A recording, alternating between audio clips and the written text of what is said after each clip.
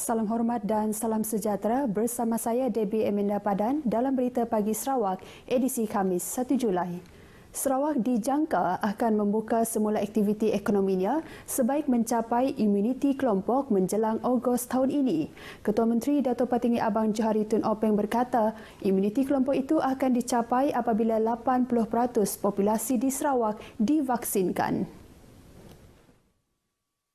Pembukaan pelbagai sektor ekonomi itu bagaimanapun masih tertakluk kepada pematuhan prosedur operasi standard seperti pemakaian pelitup muka dan penjarakan fizikal.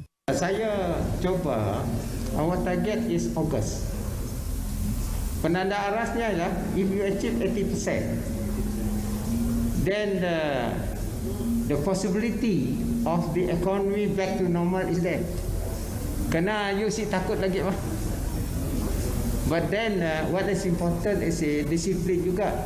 The life after this will be different. Beliau berkata demikian ketika melakukan lawatan ke Pusat Pemberian Vaksin untuk Industri PPVIN di University College Teknologi Sarawak UCTS Sibu. Dalam pada itu, Datuk Patinggi Abang Johari berkata kira-kira 13,000 pekerja industri termasuk dari syarikat perkapalan, industri berasaskan kayu dan peladangan akan diberi suntikan vaksin di PPVIN UCTS di sepanjang program yang bermula Isnin lepas. Pembukaan PPVIN di mana fokus pemberian vaksin adalah dari dalam kalangan pekerja pelbagai industri amat penting dalam usaha membendung penularan kluster di tempat kerja. Kes COVID-19 di Sarawak meningkat kepada 64,851 dengan penambahan 376 kes baharu semalam. Menurut Jawatankuasa Pengurusan Bencana Negeri, daripada kes baharu yang dikesan, 238 atau 63.30% daripada jumlah kes ini telah dikesan di 5 buah daerah, iaitu di daerah Kuching, Sibu, Bauk, Mukah dan Telangusan. Manakala kes kematian turut meningkat kepada 409 orang dengan satu lagi kes kematian direkodkan. Kes kematian melibatkan seorang lelaki warga emas berumur 75 tahun dari daerah Kapit. Kes yang mempunyai komorbid seperti darah tinggi, kencing manis, gout, penyakit buah pinggang kronik dan jantung itu meninggal dunia di Hospital Kapit setelah dikesan positif pada 20 Jun lepas.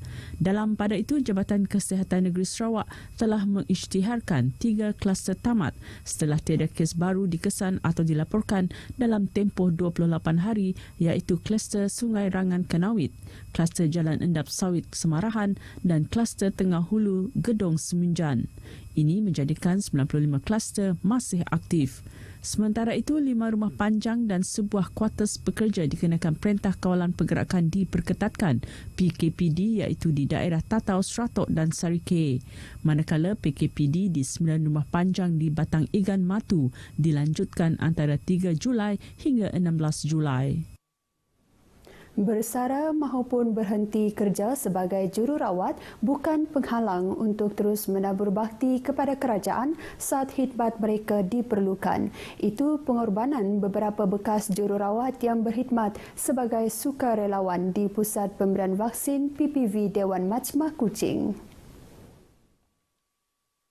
Sedih dan prihatin dengan bebanan yang ditanggung saban hari oleh rakan seperjuangan sebagai petugas barisan hadapan mendorong Chin Suk Win untuk menjadi sukarelawan di Pusat Pemberian Vaksin PPV meskipun telah 20 tahun meninggalkan karier sebagai jururawat.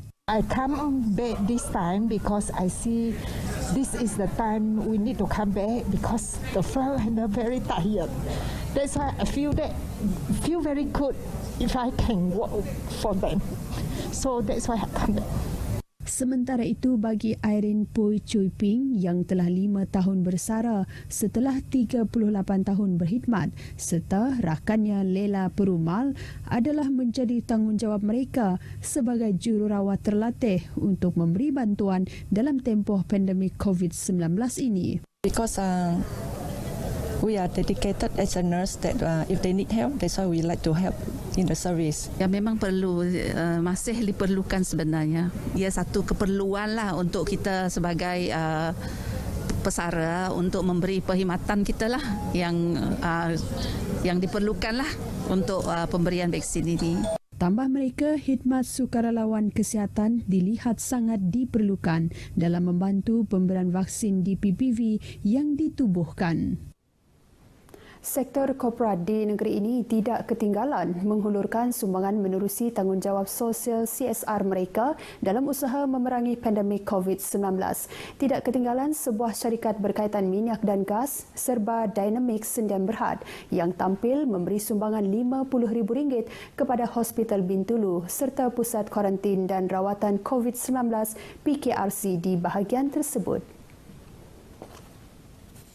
Sumbangan berupa barangan makanan dan minuman termasuk beberapa buah mesin basuh pakaian dan penapis air diserahkan oleh pengerusinya Dato' Abdul Kadir Sahib kepada Timbalan Pengarah Hospital Bintulu Dr. Sivasun Mugam Sanggaran di perkarangan Hospital Bintulu. Sejak tahun lepas, syarikat berkenaan telah menyumbang lebih RM2 juta menerusi CSR bagi membantu pelbagai pihak yang terkesan akibat pandemik tersebut. Sebelum ini kita dah beberapa kali dah mengadakan CSR bersama dengan hospital, bersama dengan klinik, bersama dengan all the frontliners dengan NGO.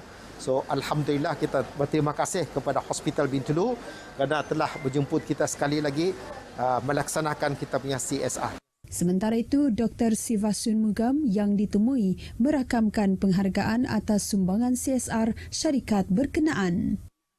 Kita dapat barang elektronik macam washing machine dengan water dispenser. Ini pun sangat bermaksud bagi kami sebab kita boleh letak dekat ward patient. Jelasnya, jumlah pesakit di wad isolasi COVID-19 di Hospital Bintulu ketika ini iaitu 150 orang, manakala di PKRC pula lebih 850 orang.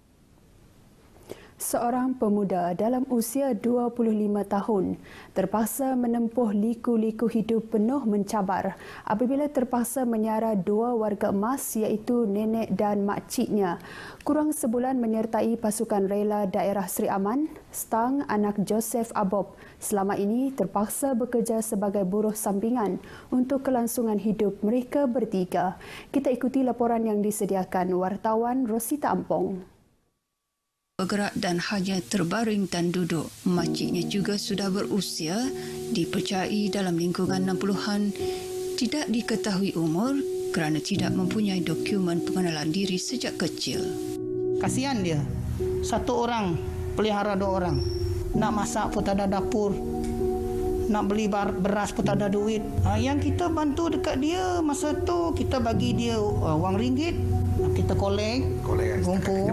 Setakat kita mampu saja bagi RM10, RM5 ataupun RM20 satu orang.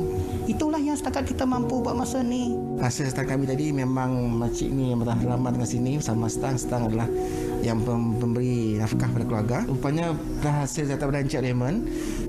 Pihak kami, tetapi mereka ini makcik kira bukan penerima bantuan kebajikan. Belum lagi menerima bantuan kebajikan. Dan sebab ini kami akan pertimbangkanlah untuk memberi bantuan yang sewajarnya untuk pada makcik kira. Walau apapun kisah hidup dan sejarah silam mereka, biarlah tidak jadikan sebagai ukuran dan alasan untuk membantu.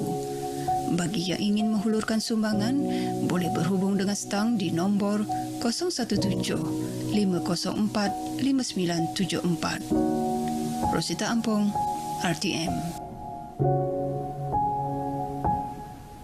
Baik, Sarawak memperuntukkan lebih RM5 juta bagi menaik taraf pendawaian Kompleks Imigresen, Kastam Kuarantin dan Keselamatan CIQS di Tedungan Limbang. Menurut Timbalan Ketua Menteri Dato' Amar Awang Tengah Ali Hassan, peruntukan tersebut disediakan di bawah Agensi Pembangunan Wilayah Utara NRDA. Perlu diganti. Berbahaya. Kita tak mahu itu perkara-perkara buruk berlaku, jadi kita telah pun bagi keutamaan. Jelas beliau lagi peruntukan tersebut termasuk naik taraf surau dan tandas awam yang dijangka akan siap sepenuhnya pada November tahun ini. Dato' Ahmad Awang Tengah berkata demikian kepada media selepas penyerahan sumbangan makanan kepada petugas barisan hadapan di CIQS Tedungan Limbang.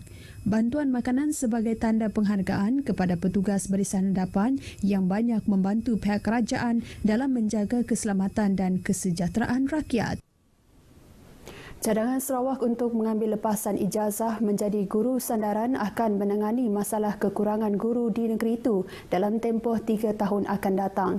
Menurut kenyataan Kementerian Pendidikan, Sains dan Penyelidikan Teknologi Sarawak, di bawah cadangan tersebut, bakal guru sandaran terbabit akan menduduki ujian kelayakan serta temuduga yang dijalankan oleh Institut Pendidikan Guru IPG Negeri. Menurut kementerian tersebut, mereka yang lulus dan terpilih akan menjalani latihan mengajar selama 6 bulan di sekolah dan mereka akan dinilai oleh pensyarah IPG serta sekolah terbabit. Mereka yang didapati sesuai akan disyorkan dan ditawarkan mengikuti pengajian diploma pendidikan di IPG selama 1.5 tahun secara sambilan ketika mengajar. Selepas menamatkan pengajian, mereka yang memenuhi syarat akan menerima diploma pendidikan yang melayakkan mereka dilantik sebagai guru telatih grade DG 41 di sekolah rendah dan menengah. Setakat April tahun ini, Sarawak menghadapi kekurangan sebanyak 3,385 guru melibatkan 1,545 di sekolah menengah dan bakinya 1,840 di sekolah rendah. Sekian berita pagi Sarawak, tepati janji temu vaksinasi anda. Saya Debbie Amanda Padan, sehingga berjumpa lagi. Salam hormat.